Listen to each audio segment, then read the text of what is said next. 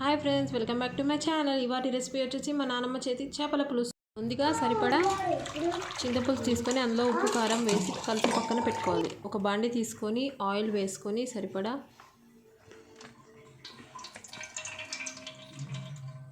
ఇందులో 3 లవంగాలు వేసుకోవాలి.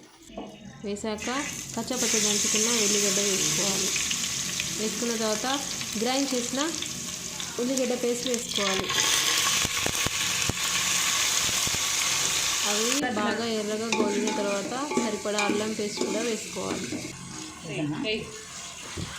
పచ్చి వాసన పోయేదాకా కలుపుకోవాలి. కలుపుకున్న తర్వాత సరిపడా పసుపు కూడా వేసుకోవాలి.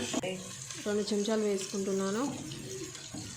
వేసుకున్న తర్వాత ముందుగా కలిపి పెట్టుకున్నాం కదా ఉప్పు కారం వేసుకొని చింతపులుసు అది పోసేసుకోవాలి.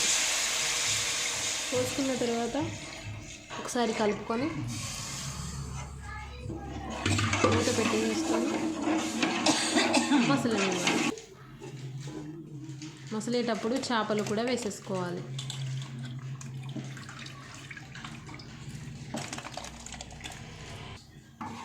వేసుకున్న తర్వాత మూత పెట్టేసుకొని ఒకసారి తీసిన తర్వాత మెంతు పొడి